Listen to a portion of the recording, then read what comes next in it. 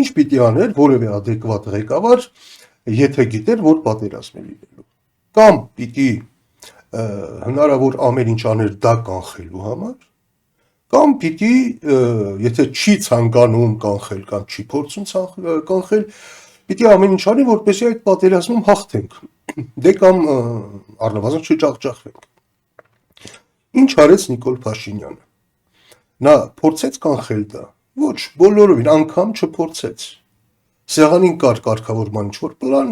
Լավրովի պլանը, գիտեք, նա ոչ միայն մերժեց դա, այլև փաստացի մի կողմ շպրտեց այդ պլանը, հայտարարեց, որ բանակցությունները սկսում է սեփական կետից, հետո հայտարարեց Արցախը Հայաստանը եւ վերջ, ինչ վերաբերում է պատերազմին, ապա դա էլ ներկայացրեց որպես շատ ցանկալի մի բան, հիշում եք